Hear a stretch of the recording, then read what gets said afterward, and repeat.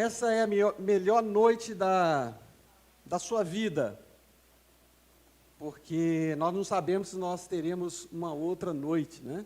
Então a gente tem que aproveitar essa noite como se fosse a última. E nós estamos aqui hoje para ouvir a palavra de Deus. Antigamente Deus falava por meio de sonhos, visões, línguas, manifestações, teofanias, mas hoje Ele fala através da palavra dEle. E hoje nós vamos meditar aqui na carta de Paulo a Filemon, e eu gostaria que você abrisse sua Bíblia ou ligasse aí o seu celular, que nós vamos meditar no finalzinho dessa carta. Nós estamos estudando já dois domingos, e falamos também do escravo de Filemon, chamado Onésimo, que apesar de ser um homem totalmente estigmatizado, um escravo fujão, e que provavelmente roubou também do seu senhor, que tinha fugido, estava preso também, esse escravo ele se tornou útil no reino de Deus. E é isso que nós estamos tratando aqui nessa carta.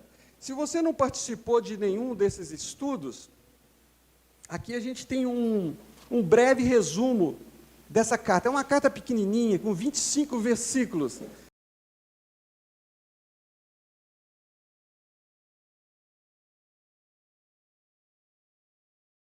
Ela é uma carta tipicamente greco-romana, que tem uma estrutura, tem um início, um meio, o fim, e no início ele coloca quem está falando, para quem está falando, faz algumas saudações, alguns elogios, depois ele vai entrar aqui numa intercessão, numa petição em favor de Onésimo, e agora no final que nós vamos estudar hoje, aqui nos versículos 21 a 25, ele vai finalizar essa carta.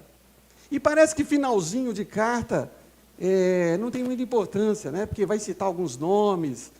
É igual quando a gente está lendo genealogia no Antigo Testamento, a gente pula, né? Fulano gerou fulano, que depois morreu, depois fulano gerou fulano, a gente geralmente pula.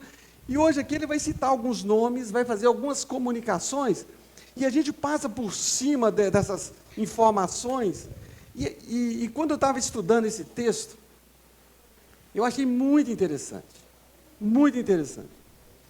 E o propósito dessa carta ele vai encorajar, Paulo vai encorajar Filemon a aplicar os princípios de igualdade entre os irmãos e a perdoar Onésimo, que tinha cometido um delito. Então esse aqui é o propósito da carta, e agora ele vai finalizar a sua carta. Mas antes da gente finalizar esse estudo, eu gostaria de orar, porque Deus ele fala. Quando a gente está lendo a Bíblia na nossa casa, você às vezes pode pensar assim, vou ler a Bíblia, para quê? Mas é interessante, quando você está lendo, Deus toca no seu coração a hora que Ele quiser, com qualquer palavra que aparece ali, Ele toca. Ontem eu terminei de ler Deuteronômio, aí eu falei para a Cláudia, você não sabe quem morreu? Aí, quem?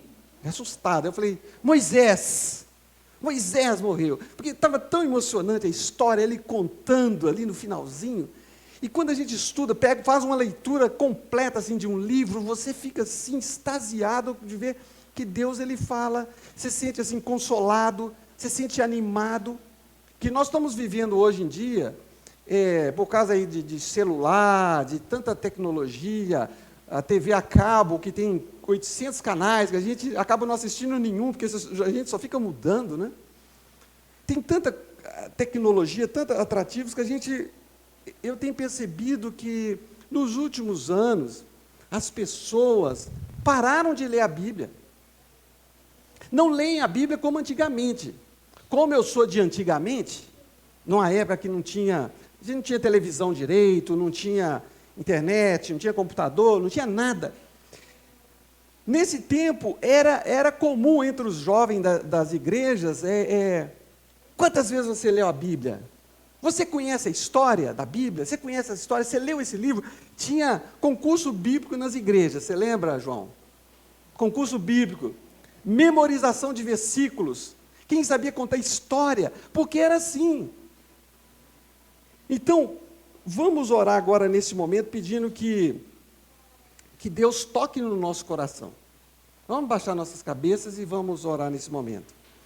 Senhor nosso Deus, nós estamos aqui diante da Tua palavra e pedimos que o Teu Espírito toque em nosso coração para entender e aplicar o que vai ser colocado aqui na Tua palavra. Esteja me usando para comunicar a Tua verdade. Em nome de Jesus, amém. Vamos lá então. O primeiro versículo que aparece aqui, ele vai fazer algumas comunicações finais da sua carta. E ele escreve assim para Filemão: certo como eu estou da tua obediência, eu te escrevo sabendo que fará mais do que estou pedindo. Provavelmente ele queria que libertasse o escravo, né? Mas ele não fala, mas dá uma cutucadinha indireta. E ao mesmo tempo, prepara-me também pousada, pois espero que por vossas orações serei restituído a vocês. Dois detalhes importantes aqui nesse versículo que me chamaram a atenção. Depois que ele fala lá que, olha, eu estou chegando aqui, prepara-me também pousada, essa questão da hospitalidade no contexto judaico, no contexto do Oriente Médio Antigo, era muito forte. Uma pessoa que estava na sua casa, ela tinha que ter toda a proteção, você tinha que tratar bem uma pessoa. A hospitalidade era uma coisa muito forte. Se você for ler a história do Antigo Testamento, Gênesis, aquela coisa toda ali, as histórias, você vai ver que a hospitalidade era uma coisa forte. Na igreja primitiva, mesma coisa. Na igreja primitiva, porque não havia hotéis. O que havia naquelas casas antigamente era um quartinho de hóspede, que era chamado de hospedaria. Então, quando Jesus, por exemplo, chegou lá em Belém, não havia lugar para ele na hospedaria, não é que no hotel da cidade, na pousadinha da cidade, porque Belém era pequenininho. Era nas casas que tinha um quartinho lá, que os parentes guardavam para receber alguma pessoa, deixava separado. E aqui, quando a Bíblia fala no Novo Testamento que praticai a hospitalidade, é interessante que hospitalidade, sede hospitaleiro, que é um mandamento para pastores, presbíteros, bispos, líderes da igreja, eles deviam ser hospitaleiro. E essa palavra hospitaleiro é a mistura de duas palavras gregas, que é a palavra amigo e estrangeiro. Literalmente, amigo do estrangeiro, amigo daquela pessoa que está num lugar, está perdida e está precisando de um local. Então, Paulo está falando aqui para Filemão: Filemão, coloca água no feijão aí. Bom, lá em Minas que existe isso, né? Água no feijão. Coloca água no feijão aí, porque eu estou chegando, o Paulão está chegando. Prepara um lugar aí para mim, porque eu estou indo. Tipo assim, um alerta também: olha, liberta aí, cuida bem do Onésimo, porque eu estou chegando, hein? Eu vou ir na sua casa. Esse aqui é o primeiro detalhe desse versículo. O segundo detalhe que eu vejo aqui é que ele fala assim: pois espero que por vossas orações serei devolvido, restituído a vocês. Olha só que interessante, não sei se vocês prestaram atenção aqui. Por vossas orações serei restituído. Tem muita gente que pensa assim: como que funciona esse negócio? Se Deus ele é soberano, se Deus sabe todas as coisas, se Deus ele é onisciente, já comandou todas as coisas, tem tudo coordenado, nada foge do controle de Deus, como que entra a minha liberdade? Parece que a oração é uma coisa assim, sem lógica. Uma coisa assim, não faz sentido você orar e falar para Deus, aquele que é onisciente, as coisas, o que você está passando, o que você precisa. Então parece que é uma coisa ilógica. Se Deus sabe todas as coisas, para que a gente ora? Será que a nossa oração tem o poder de mudar uma coisa que Deus determinou? Essa questão da oração e soberania de Deus, coisas que Deus já traçou, e a nossa vontade, eu vou explicar para vocês como que o pessoal entende essa questão. Algumas pessoas acham que tudo que acontece no mundo já está determinado. Deus já determinou tudo, vai ser assim, acontece assim, assim, assim, assim, assim. Por outro lado, existem algumas pessoas que falam assim, olha, não existe nada determinado. Deus criou o mundo e Deus deixou de lado, abandonou, não tem nada determinado. Esse aqui é um oposto. Existe uma terceira corrente que fala assim que nós é que determinamos as coisas como elas acontecem, que as nossas decisões influenciam. Eu não creio assim que não existe o indeterminismo, que as coisas não estão determinadas.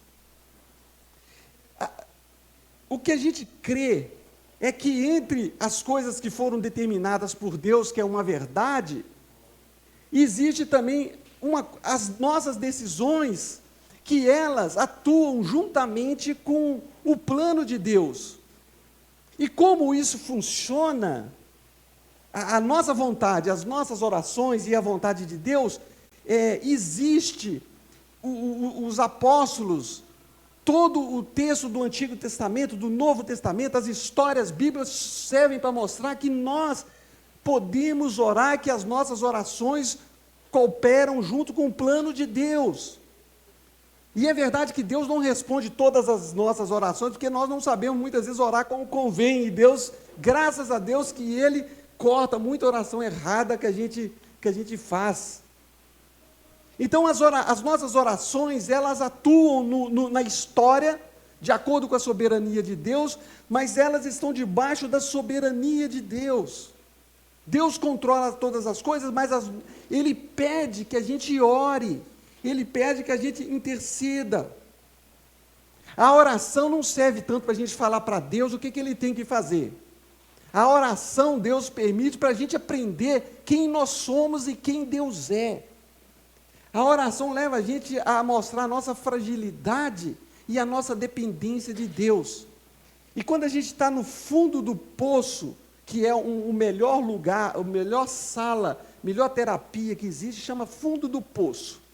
É porque muita gente, quando está no fundo do poço, aí que elas olham para cima. É só aí. Enquanto a pessoa está caindo, ela vai tentando, mas tem hora que Deus coloca a pessoa, joga no chão para ela poder olhar para cima, para ela perceber que ela precisa de Deus. Então, por isso que ele faz sobre essas orações, ele fala o seguinte, olha, eu sei que por vossas orações, eu volte. Quantas orações da Bíblia você sabe que Deus respondeu?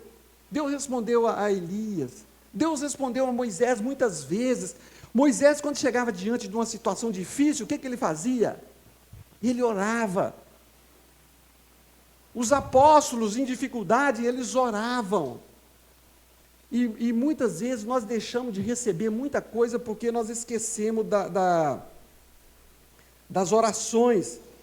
Agora, depois que ele faz isso aqui, ele vai falar sobre a importância da oração e de preparar uma pousada. Agora ele vai finalizar a carta e ele vai citar a parte da sua equipe. Ele vai apresentar a sua equipe. E essa aqui é a partezinha que a gente, quando está lendo a Bíblia, a gente passa por cima a 100 por hora. A gente não dá muita importância. Mas a Bíblia, quando você começa a estudar, cada palavrinha, cada letra, você começa a aprofundar assim, você vê que dá para tirar muita coisa dali. Quando a gente começa a estudar, Eu tenho essa mania, eu começo a estudar um versículo, tenho que preparar às vezes um sermão, entro no versículo, vou estudando, ao que fui ver, não fiz nada, estou entrando no versículo, porque tem muita coisa. A Bíblia ela é rica, a Bíblia, cada palavra é inspirada por Deus, e Jesus deu importância a cada palavrinha e cada pedacinho de letra. Por isso que é importante vocês terem contato com as Escrituras. Então ele cita aqui agora, apresentando a sua equipe, ele fala assim, saúda-te Epáfras, que é o primeiro que aparece aqui. Esse Epáfra era um homem semelhante a nós, sujeito aos mesmos sentimentos, e quando Paulo estava lá em Éfeso, durante 2 anos ali, pregando na ágora, no mercado, e também em outros lugares que ele ia lá ensinar, provavelmente esse Epáfras, ele ouviu a mensagem de Paulo, e ele passou a ser o fundador, o organizador das igrejas que ali em Colossos, em Hierápolis e Laodiceia, são 3 igrejas, uma próxima da outra, lá na Turquia hoje. Você avista lá as 3 cidades, quando você está lá em Hierápolis, você vê lá o Vale do Rio e as 3 cidades. E ele foi um homem que saiu de Éfeso, que Éfeso também era na Turquia, e montou 3 igrejas. Esse Epáfras aqui, que às vezes você nem sabe quem é esse camarada. E ele fala assim, Epáfras, prisioneiro comigo. Ele, olha só, ele era de Colossos e ele foi para Roma. E lá aconteceu alguma coisa que ele ficou preso. Ele ficou preso. E ele estava lá com Paulo, lá em Roma, nessa situação toda. E a gente vê que ele fala assim, ó, ele vai citar aqui outros nomes, e Paulo vai destacar agora essas virtudes, e coloca aqui, olha, aqui em Colossenses, no capítulo 4, 12, quando Paulo estava preso pela segunda vez, 4, 5 anos aproximadamente, depois da primeira prisão, que foi entre 60 e 62, agora está lá perto do ano 68, por aí. Paulo, a carta de Colossenses e Filemão foram escritas praticamente na mesma época, foram enviadas junto para Colossos.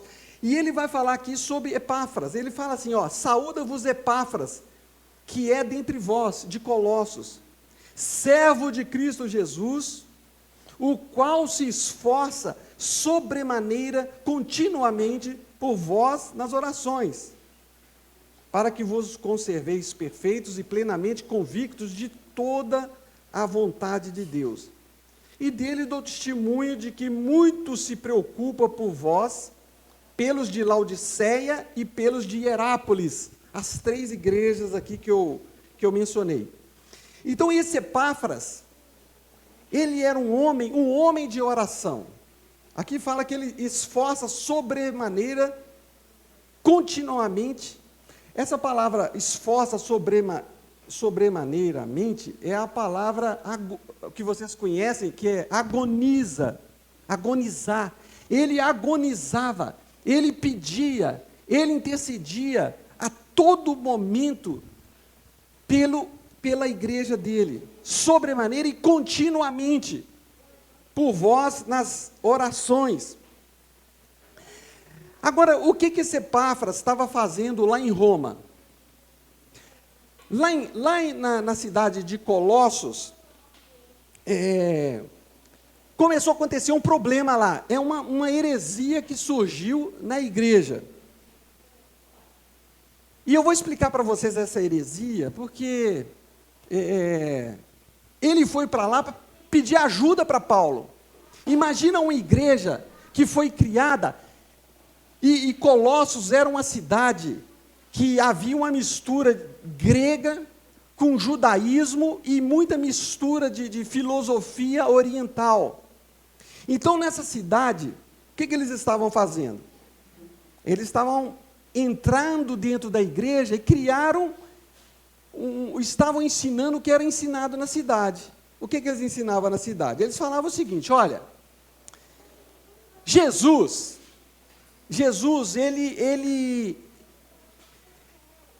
ele é uma criatura intermediária entre Deus e os homens, porque eles acreditavam que Deus ele é puro e santo e que Deus não mistura com os pobres mortais humanos que são pecadores. Por causa disso, ele criou criaturas que deram origem ao universo. E essas criaturas, esses demiurgos que intercedem entre Deus e os homens, eles foram criados. E eles falavam assim: Jesus é uma dessas criaturas. Jesus ele é um demiurgo, um intercessor. Jesus, o que ele fez? Ele deu origem a toda a criação. Mas ele não é todo-poderoso e ele não é Deus. Jesus é intermediário. Então eles ensinavam o seguinte: Jesus ele não é Deus. Jesus ele não tem todo o poder igual ao Pai. Jesus ele é criatura. E a carta de Colossenses foi escrita por Paulo para combater esse erro. Quando as pessoas falam assim: Jesus ele não é Deus. O testemunha de Jeová vai dizer isso.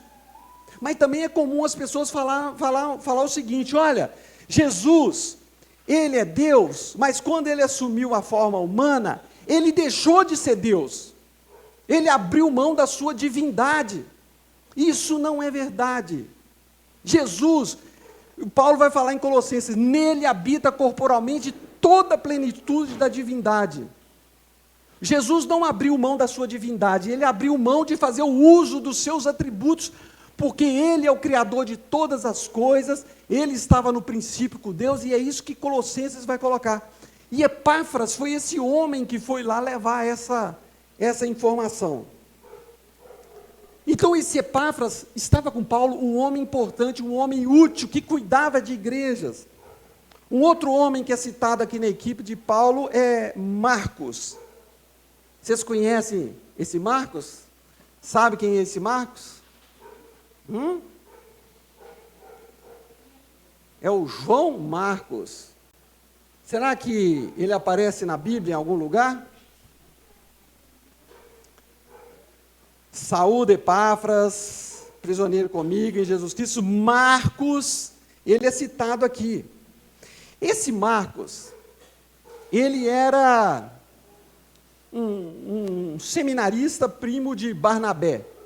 Barnabé, na primeira viagem missionária de Paulo, a igreja lá separou Paulo e Barnabé. Aí o Barnabé falou: eu quero levar o Marquinho na nossa viagem. Então vamos embora. E ele foi. Só que na primeira viagem missionária, quando começaram a acontecer alguns problemas, eles já tinham viajado bastante, a coisa começou a complicar, porque muitas vezes você está cumprindo a vontade de Deus, não significa que você não terá problemas. Às vezes, quando você está seguindo o caminho de Deus, aí que os problemas muitas vezes vão aparecer. E Marcos, ele era um jovem e de repente ele viu o problema, viu a dificuldade e ele fala: eu vou voltar. E ele pegou e voltou. Voltou porque a mãe dele era lá de Jerusalém, a mãe dele tinha certas condições, foi a última ceia provavelmente foi na casa dela, no cenáculo, lá em Jerusalém, e ele pegou e voltou para Jerusalém. Depois Paulo foi fazer a segunda viagem missionária. Aí Barnabé fala: vamos levar o seminarista Marcos? Paulo falou: não vamos, porque na primeira viagem ele resolveu voltar. E Barnabé falou: não, nós vamos levar. Paulo falou: nós não vamos levar. Mas nós vamos levar. Não vai levar e pronto, acabou. E o texto de Atos fala que houve uma desavença tão grande entre eles, que eles acabaram se separando. Paulo foi para um lugar com Silas e Barnabé foi com Marcos para outro lugar. Porque Paulo falou assim: esse Marcos aqui, ele assustou à toa. Acontece que, quando passa um certo tempo, algum tempo depois, Paulo percebeu que Marcos havia amadurecido. Provavelmente 15 anos depois, quando Paulo estava preso, no final da vida dele, já condenado à morte, já em outro local, numa outra prisão, a prisão Mamertina, lá em Roma, num buraco escuro, frio, na pior condição, já sentenciado, ele sabia que ele ia morrer. O Paulo falou assim, olha, traga Marcos com você, porque ele me é útil para o ministério. Marcos é o tipo daquela pessoa que às vezes um momento ele falha, ele cai, comete coisas erradas, faz coisas erradas, desanima, faz tudo, mas ele volta. Tem gente que volta, acontece uma coisa, mas ele volta. Hoje em dia a gente está vendo nas igrejas, a igreja que mais cresce no Brasil, você sabe qual é a igreja que mais cresce? Não é a Lagoinha. A igreja que mais cresce é a igreja dos desigrejados.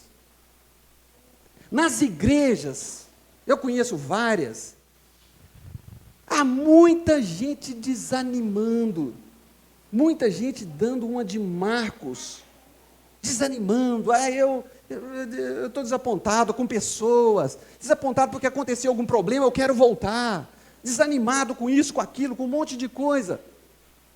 Lá em Belo Horizonte está tendo até uma preocupação de certas igrejas, que eu conversei com alguns pastores, preocupação por falta de homens que assumem um trabalho na igreja, que ficam firmes. Quem está assumindo o controle das igrejas em Belo Horizonte são as mulheres, estão ali firmes, estão realizando o trabalho, porque os homens estão... Esse é um fenômeno que está acontecendo. E Paulo fala, ele agora me é útil para o ministério. E Marcos, foi ele que escreveu o evangelho de Marcos, o primeiro evangelho. Foi ele que escreveu porque ele foi discipulado por Pedro. Pedro ficou lá em Roma, preso também, morreu por lá, mas ele trabalhou na vida de Marcos. Então a gente vê que, às vezes na nossa vida acontece algum desânimo, querer voltar, mas é importante que a coisa volta. Nós não podemos desanimar. E Marcos foi um homem que foi trabalhado e que foi usado por Deus. E você quiser ler o livro de Marcos, está aí. Um outro homem que aparece aqui na lista é um tal de Aristarco. Já viu esse nome? Não, né? Se você quiser dar um nome para o seu filho aí, o dia que crescer, está aí, tá bom? Amém? Aristarco. É um homem que aparece aqui, um companheiro de Paulo. Esse Aristarco, eu vejo ele como um homem corajoso. Fazia parte da equipe de Paulo, mas ele era um homem assim, corajoso, ele não tinha medo do perigo. E esse Aristarco, ele aparece lá no livro de Atos, ele aparece aqui, ó. Foi a cidade tomada de confusão, a cidade de Éfeso, lá na Turquia, porque Paulo ele pregou, e muita gente largou os livros de misticismo, jogou tudo fora, houve uma reviravolta na cidade, e essa cidade era a cidade da grande deusa Diana, a Diana dos Efésios, grande a Diana dos Efésios.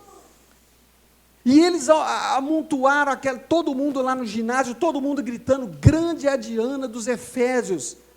E Aristarco e Gaio, os macedônios, que eram companheiros de Paulo, eles foram arrastados para esse ginásio que tem lá na cidade de Éfeso, que é uma cidade fantástica, e esse ginásio aqui, ele tem capacidade para 25 mil pessoas. E eles arrastaram aqui, esse Aristarco, para esse local aqui, e todo mundo gritando. Ele poderia ter fugido, ter caído fora, mas ele estava ali firme, ele estava firme. Ele também aparece quando Paulo estava indo para Roma, escoltado para ser preso, sabia que era uma situação difícil, ele poderia falar, eu estou fora, Paulo, eu vou cuidar da minha vida, mas o que ele fez? Ele foi com Paulo na viagem, E não é uma viagenzinha daqui no Quixaba, Glória, não. É uma viagem que, de avião aqui, a gente gasta 4 horas ou mais.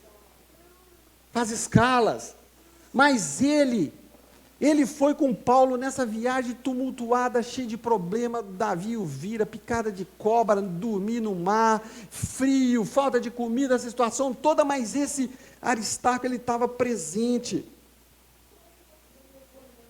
Ele estava presente aqui porque, olha só que situação complicada. Hoje de manhã nós ouvimos a história de Hudson Taylor. E uma aula dada pelo João Rodrigues. E apareceu uma pergunta lá no chat, lá, falando, olha, será que existe pessoas assim hoje, da mesma situação? É uma pergunta interessante. E eu pergunto, será que tem? Eu creio que tem. Agora, a pergunta também que precisa ser feita, assim, será que eu estou sendo uma dessas pessoas corajosas, dispostas a dar a vida? Como Hudson Taylor, que foi lá para a China, um lugar complicado, difícil, naquela época já era complicado, imagina hoje. Um outro que aparece aqui na equipe, Demas, saúda Demas, que estava com Paulo. Nós não temos muitas informações sobre esse Demas, mas a verdade é que ele estava com Paulo, olha só, ele estava com Paulo em Roma, ano 62, por aí. Agora, você sabe o que aconteceu em Roma no ano 64? Houve um grande incêndio. A gente sabe que foi Nero, aquele doido, que promoveu aquele incêndio. E ele colocou a culpa nos cristãos. E por causa daquilo que aconteceu, houve uma perseguição muito grande. E nós sabemos que Paulo e toda a sua equipe, depois do ano 62, eles foram libertos, e eles começaram a pregar em vários lugares. Mas por causa desse incêndio que houve em Roma, por causa de Nero, eles foram presos novamente, foram presos aí já condenados à morte, porque eles estavam sendo acusados de muitos distúrbios. E como Paulo e sua equipe era uma equipe bem pesada, que estava causando uma revolução no império, eles foram condenados à morte. E agora, lá em Timóteo, quando Paulo já estava preso, no final da vida dele, olha só o que ele fala. Ele fala assim, procura vir ter comigo depressa, falando para Timóteo. Gente, uma coisa que a gente precisa, quando a gente está numa situação muito complicada, muito difícil, é a gente recorrer aos nossos amigos, pessoas conhecidas. Procura vir ter comigo depressa. E ele fala, porque Demas, tendo amado o presente século, me abandonou e se foi para Tessalônica. Ele abandonou. O perigo estava tão grande que ele falou assim, eu estou fora. Tem gente que abandona, mas volta. Agora tem gente que abandona e não volta. Esse Demas é um dele. Não volta. E agora aparece aqui Lucas, o último. Lucas, o médico amado. Chamado aqui de cooperador. Lucas era um homem culto, um homem inteligente, um médico. Tanto é que o grego do Novo Testamento, de Lucas e Atos, é o mais complexo. O mais fácil é de 1 João, né, que seminarista aí de terceiro ano, a gente dá para eles fazerem tradução. Porque eles eram pescadores. Mas Lucas era médico, e o grego dele é muito bem trabalhado, ele cita detalhezinhos.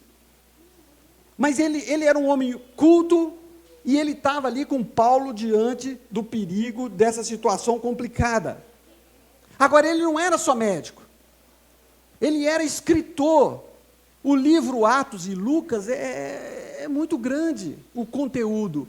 E ele era um historiador. O livro de Atos é um livro que tem, Lucas e Atos, tem uma precisão histórica e geográfica muito grande. Então, o homem que era um teólogo, que era médico, que era historiador e também que era companheiro e cooperador de Paulo nas viagens. E a gente sabe que esse Lucas, no final da vida de Paulo, quando ele estava lá condenado à morte, Paulo fala, só Lucas está comigo. Só Lucas está comigo.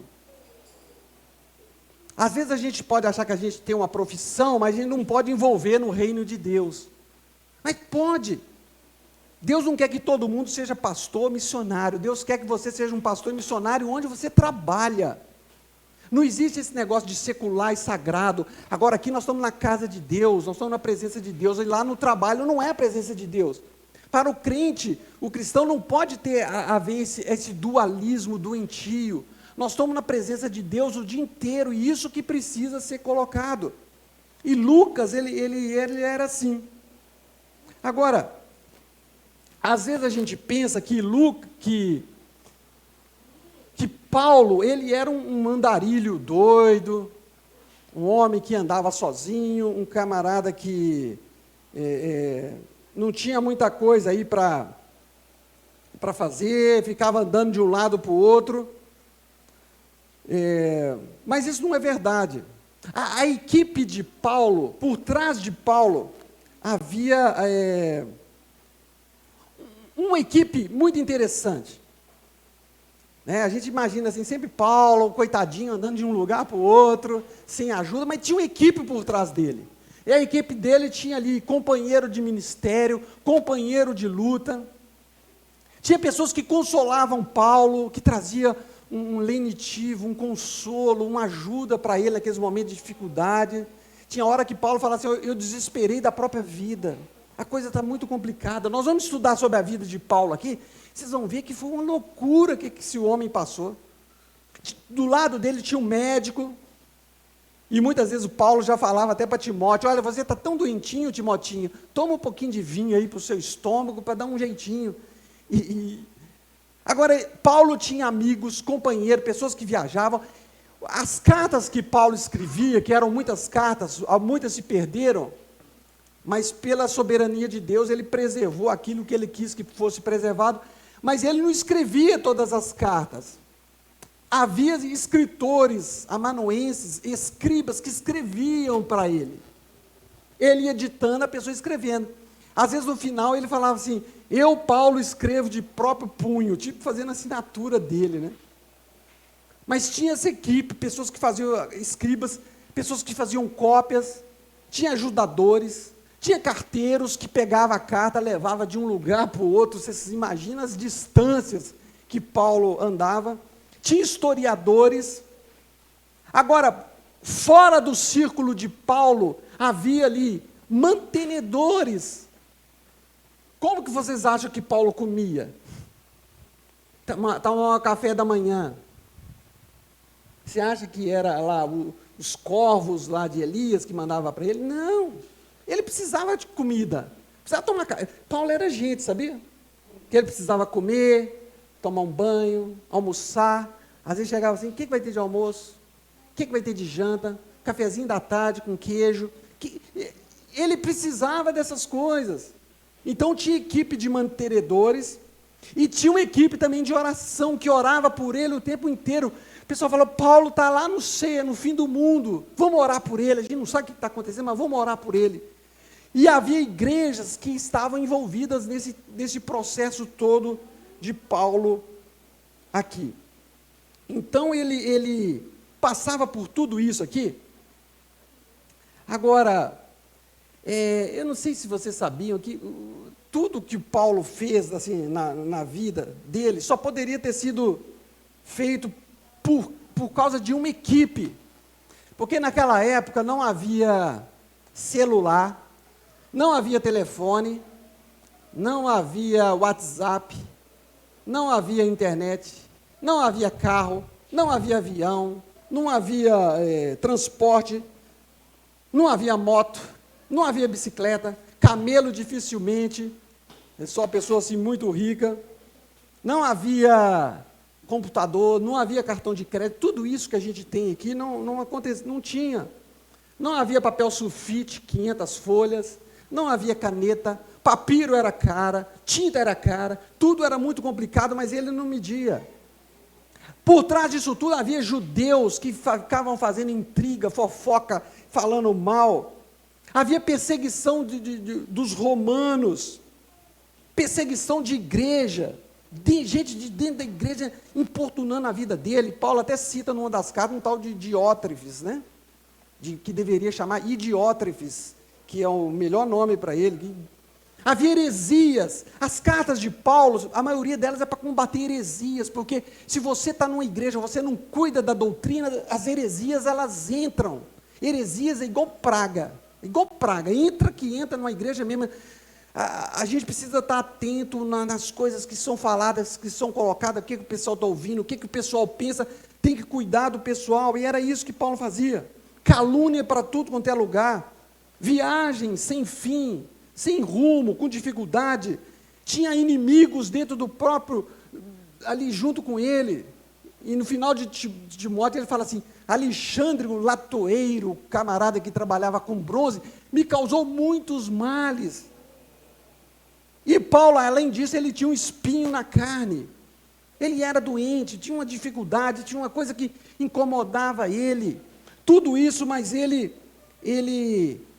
isso mostra para a gente que esse evangelho que é apresentado hoje em dia, assim, na internet, no Instagram, nesses negócios, esse evangelismo triunfalista, isso não tem nada de bíblico. Você é um vencedor, você não é a cauda, você é a cabeça, Deus vai te dar vitória, você é um conquistador, Deus te ama, você está no centro, você é a pessoa mais importante que existe, você é o centro de Deus, Deus precisa de você. Não tem nada disso. A vida de Paulo, a gente aprende sobre isso. Agora, só para terminar, eu gostaria que vocês colocassem isso na cabeça de vocês. O cristianismo no primeiro século, ele foi escrito, a história do cristianismo no primeiro século foi escrita com sangue, com muito sangue de pessoas. A gente viu aqui falar sobre Onésimo, sobre Filemon, sobre Marcos, sobre Timóteo, sobre Lucas, sobre tantas outras pessoas.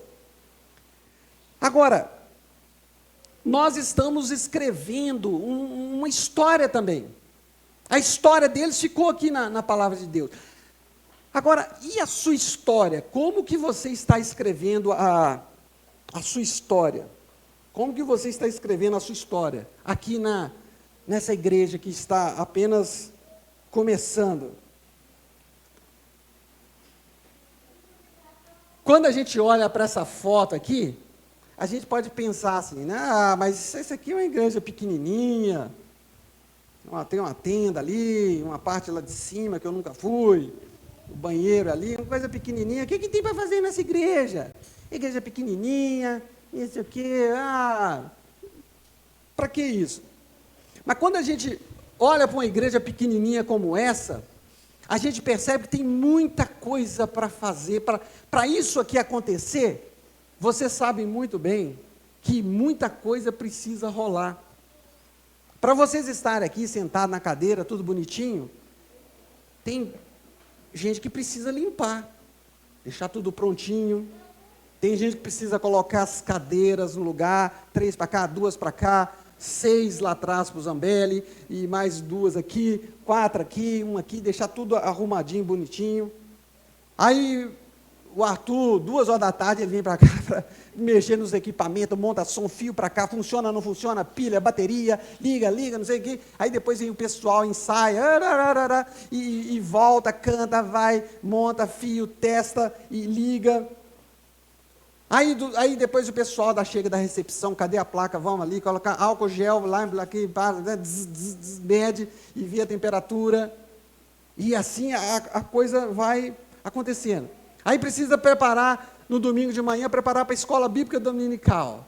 Aí você vem aqui, monta fio, testa aqui, testa cá, cama para cá, porque você funciona, não funciona, onde que está o cabo, quebrou a lâmpada, pega, blá, blá, blá, blá, blá, falta 2 minutos, vai lá, coloca, vai, começou. Aí depois, agora acabou, guarda aí a pessoa que deu a aula, passou a semana inteira orando a Deus, porque todo o estudo veio para ela, assim, caiu tudo prontinho, ela não precisou estudar. Aí, depois a gente vai embora, guarda tudo novamente. Aí, quando tem o trabalho com as crianças, tem que preparar a aulinha, contar a história, vem para cá, sobe, não vai no médico, cuidado, está chorando, xixi, cocô, vem, sobe, vem para cá, vai para lá. Precisa preparar a aulinha para a criança. Aí, depois, para pregar, você tem que preparar sermão. E preparar sermão é o mais tranquilo, né? Você não precisa preparar, não precisa fazer nada, porque é rapidinho. Aí, depois, você pega o sermão, edita o vídeo, pega lá, joga para cá, passa para cá, treina, joga no sinal, joga na internet, pega o vídeo, passa para cá, compra material, reunião com o pessoal de Campinas, aí tem que pensar nos povoados, quem vai lá, quem vai fazer isso aqui. Segunda-feira de manhã a gente está aqui de 8 a meio-dia, 10, 11 horas, para programar a semana, o que vai fazer. Ah, corre aqui, evangeliza ali, discipulado aqui. Ah, precisa aconselhar o fulano, vem para cá, precisa fazer isso. Olha, aconteceu isso, está tendo vazamento. E tem que evangelizar, tem que preparar isso, outra coisa, trabalho social, vamos manter diálogo com o pessoal de Campinas. A pergunta é, gente, que vocês precisam fazer, que todos nós precisamos fazer, é o seguinte: como que eu posso ser mais útil ao reino de Deus? Não a igreja, não para mim, para o Zambelli, para a equipe aqui. Você ter um compromisso com Deus, de você ser uma pessoa responsável, de se envolver no reino de Deus, falar assim: eu preciso me entregar mais, vou viver mais para Deus, como posso ser mais útil? Outra questão, como que você tem utilizado o seu tempo, o tempo que você tem, com o que você está gastando o seu tempo, com o que você está perdendo o seu tempo, o que você tem feito com os recursos que Deus tem te dado, o que você tem feito com a saúde que você tem, de poder andar, de poder enxergar, de poder ter o coração aí funcionando, está com saúde, está com carro, está com tudo. O que você tem feito com essas coisas que Deus tem dado para você? Deus é quem a todos dá vida, respiração e tudo mais. E Deus, Ele está vendo. Ele está vendo se você está sendo uma pessoa que tem usado tudo isso, o seu talento, a sua capacidade, a sua inteligência. Como que você tem sido uma pessoa útil no reino de Deus? A gente está vendo pessoas cada vez mais desanimadas, enquanto deveria acontecer o contrário. O mundo está caminhando para o fim, tudo está caminhando para o fim, o mundo não vai melhorar, e a nossa vida aqui é muito curta. A nossa vida aqui é muito curta, o que nós estamos fazendo? Deus deixou a gente aqui com o propósito de alcançar essa cidade e povoados. De alguma forma, do jeito que você está, com a capacidade que você tem, porque Deus, nós vamos prestar contas a Deus. E você pode pensar assim: eu não tenho assim tanta capacidade, eu sou fraco, eu não sei. Essa desculpa que eu sempre alimentei durante muitos anos da minha vida, falar: eu não vou, eu nunca vou numa igreja, nunca vou falar, nunca vou fazer nada disso, porque era mais cômodo. A gente precisa tratar isso. Certa vez, estava tendo um culto numa igreja, e o pastor falando sobre essas coisas, a importância da gente servir a Deus, ser útil no reino de Deus. E depois da mensagem, ele fez um apelo, falou: se você quer ser útil ao reino de Deus, servir mais a Deus. Aí todo mundo ficou parado. Mas de repente saiu um homem lá de trás. Esse homem não tinha braço, não tinha perna direita, mas ele saiu arrastando assim no meio do corredor. E ficou aquele suspense, o pastor olhando para ele, ele caminhando, indo à frente. Quando aquele homem, pobre, sem braços, sem perna, arrastando ali pela igreja, quando ele chegou lá na frente, ele falou assim: pastor, será que Deus aceita um homem assim pela metade? E o pastor virou para ele e falou assim: olha, Deus prefere uma pessoa pela metade que se entregue totalmente do que um homem inteiro que se entregue pela metade.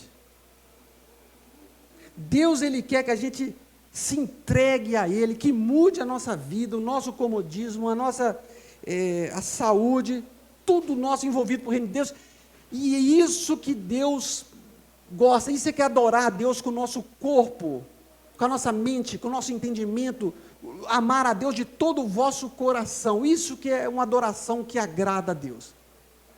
Nós vamos abaixar agora as nossas cabeças e vamos orar. E eu gostaria que você orasse pela sua vida e confessasse a Deus como que você tem sido e o que precisa ser mudado na sua vida.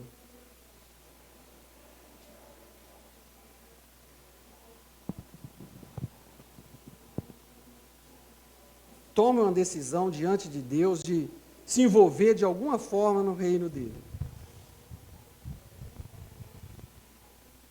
Senhor Jesus, nós queremos reavaliar nossa vida e viver mais para Ti.